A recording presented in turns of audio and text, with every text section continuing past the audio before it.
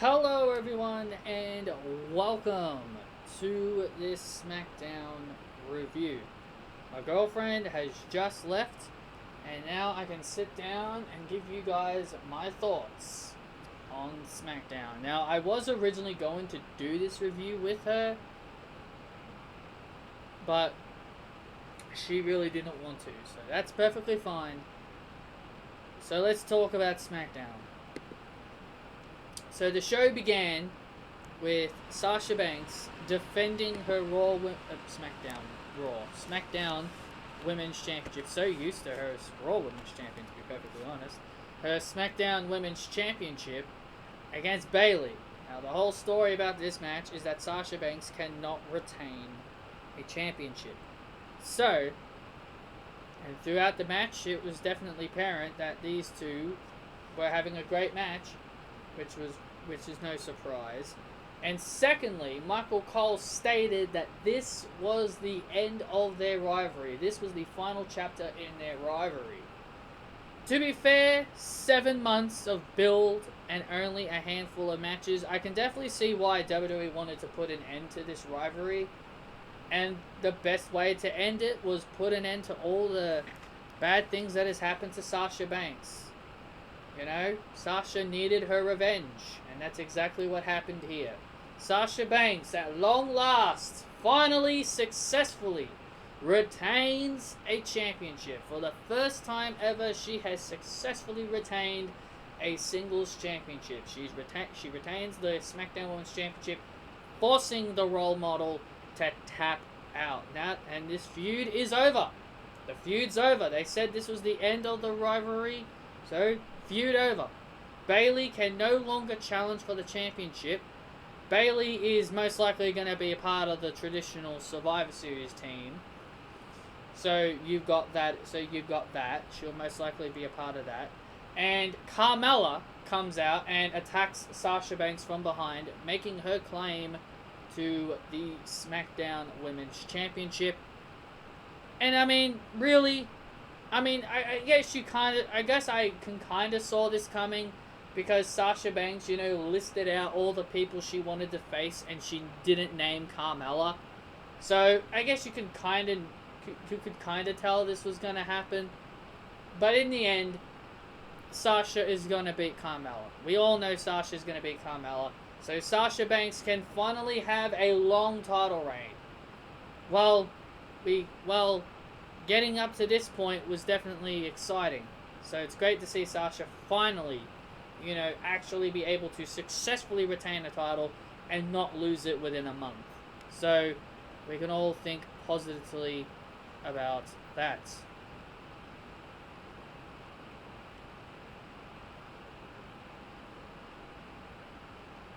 Then we had King Corbin face off against Rey Mysterio.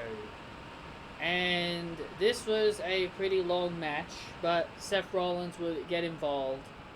And Aaliyah and Murphy would also get involved as well. And this would all lead to Rey Mysterio getting distracted. And Rey Mysterio gets distracted, and he gets hit with the End of Days. And King Corbin goes to Survivor Series, because this was a qualifying match for the Survivor Series. Well, if there's one positive I can give WWE, at least they're having qualifying matches. They're not, they're not just being stupid and just saying that, oh, hey, we'll just put everybody on the team, like they did with the, Raw Women. Like what they did with the Raw Women, they just straight up said, all right, we'll just make the team. They didn't bother having anyone qualify, which is a real darn shame, because friggin' Raw had a bloody huge ass roster that they could have easily had a handful of qualifiers for, but they just went ahead and said, nah, we'll just announce Nia and Shayna, Mandy and Dana, and Lana. We'll have Lana as the only one that can qualify, which I thought was pretty stupid. But other than the Raw Women's team not being in qualifying matches, at least I can give WWE credit for actually having people qualify. And speaking of women's qualifying, we had another triple threat match. Natalya gets a second chance. Natalya begs for a second chance, and she takes on Zelina Vega and Ruby Riott. Now, can someone tell me why is Natalya allowed to have a second chance, but Billie Kay is not? Billie Kay, in my personal opinion, should be given a second chance to qualify for Money in the Bank. If Natalya can get a second chance, then Billie Kay sure as hell can. Give me Billie Kay versus Zelina Vega. I would love to see those two have a match. Speaking of Billie Kay, she was backstage with the Street Profits, had a funny segment with them. Billie Kay is such a gem. She's a gem in the women's division. She is absolutely funny. She is great. But anyway, in this triple threat match, Ruby Riott would end up winning because we got another double submission occur, just like what happened last week, but this time something a little different happens. We have Natalya locking in the sharpshooter on Zelina Vega, but Zelina Vega doesn't tap out. Ruby Riott comes in and does her submission. I think it was like an armbar or something. She locks in a submission hold, but Natalya sensed this coming because of last week. So Natalya would let go of the sharpshooter, but as she let go of the sharpshooter, Ruby Riott, Zelina Vega would end up tapping out. As Natalya would let go of the submission, and because of Natalya letting go of the submission hold, Zelina tapped out, and Ruby Riott was able to qualify because Natalya let go of the sharpshooter. And I thought that was pretty funny. So Natalya has no one to blame but herself for letting go of the sharpshooter. I'll give them credit. That was very creative. That was a pretty creative, so I'll definitely admit that. And Natalya should not be given any more chances. If Natalya is given one more chance to qualify next week on SmackDown, I'm not going to be happy. Natalya blew her chance. No more. She got her second chance. She lost. She was stupid. She was stupid to let go of the sharpshooter. It's her own fault that she didn't qualify. Billie Kay should be granted a second chance as well, in my opinion. So then we had Seth Rollins, the Messiah, take on the blue-collar working man, Otis, or as I'm now calling him, the blue-collar bum, because Otis, I like Otis and all, but just him as a singles guy just doesn't work for me. But we had Murphy interfere in the match, and it led to Murphy, I guess, helping Rollins win the match. And Seth Rollins is asking Murphy, is he back with him? And Murphy starts saying Messiah, disciple, and Seth Rollins, seems to be happy that Murphy is back.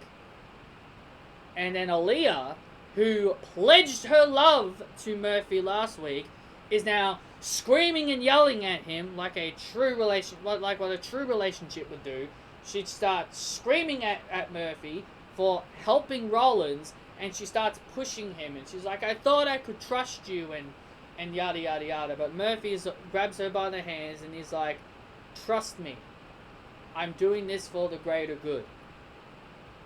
So my question is, where the hell is this going? This feud has been all over the place. This has been going on since May. This has been going on since May. How much longer are you going to prolong this? How much more can you give? Is Murphy a face or is he a heel? Seriously, how much more of this? I don't know how much more of this people can take. This feud has gone on for way, way, way too long. Just split Murphy up from Seth Rollins and be done with it. This is getting ridiculous. This is getting ridiculous with how long this feud has been going on for. And then Aaliyah pledged her love to him last week, and now here she is pushing and shoving him. As I said, that's what a true relationship would do. But she just pledged her love to him, and now all of a sudden she's getting upset at him for helping out Rollins. I think this is all a trick. I personally think this is mind games. I think Murphy's just playing mind games with Rollins. I just think it's silly. I think WWE is really running out of ideas. I think WWE is really running out of ideas with this feud. And I think, and I think even they're realizing it. They're running out of ideas with this feud. They don't know what to do anymore, and it's just getting to a point where it's just stupid. It's just getting stupider now. I'm just not enjoying it anymore. Well, I never really enjoyed it to begin with, but maybe Aaliyah is somewhat making this interesting. You know, why don't you give me Sasha Banks versus Aaliyah Mysterio? That'll be a match that everybody would love to see. Jokes aside, I just think that'd be pretty funny. Jokes aside, but it's just stupid. Get Rey and Dominic off my TV. Keep Aaliyah, because Aaliyah is actually entertaining. Keep Aaliyah, but get Rey and Dominic away. So Seth Rollins beat Otis. He's now in the men's Survivor Series team. I just really hope SmackDown wins Survivor Series this year. I can't see them winning, this particular match though. And in our main event was Jey Uso facing off against Kevin Owens. And after a back and forth match, after a long and grueling back and forth match, Jey Uso would get the win due to outside interference due to Roman Reigns' music playing. Jey Uso would headbutt Kevin Owens right in his crown jewels and deliver the Uso splash to get the victory. And that's pretty much that. And that's pretty much SmackDown. That was pretty much your SmackDown. It was a good show. I thought SmackDown was pretty fun. Outside of, I really feel like the Seth Rollins angle is really killing the mood here on SmackDown. I personally think the long Seth Rollins rivalry with the Mysterio family is really, really hurting SmackDown. I think it's hurting SmackDown more than it's helping. You got so many other talents on the roster. You reverted Chad Gable back to being Chad Gable, and you've done nothing with him since. You've done nothing with Chad Gable since reverting him back to Chad Gable. You got Aleister Black. You got Aleister Black, who you could easily use. You're not doing anything with him. There's so many guys on SmackDown that they have, but they're wasting so much time with this stupid Seth Rollins angle with Rey Mysterio's family. Please, just end this garbage. Please, just put an end to this crap. There's so many people you've got on your roster, but you're devoting more time to this Rey and Seth rivalry that has been going on since May, and we're done with it. I'm done with it. I really am done with it. You got Aleister Black. You got Big E. You got so many great talents just waiting to be used. And it's a crime shame that you're putting all this effort into Seth and Rey's drama. Into this stupid Seth and Rey drama that has been going on for the past 6 months. Just end it. Please. Just reveal that, just tell us that Murphy was using Aaliyah. Just announce that Murphy was using Aaliyah and get this over with. Please, just get this over with. Reveal that Murphy was working with Seth Rollins the entire time. He was using Aaliyah just to get to the Mysterios. Please, just end it. I don't care anymore. I don't care anymore. Just end this crap.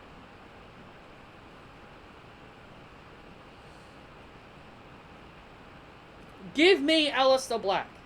Give me Big E. Give me people I actually want to see. This thing needs to end. I am tired of it.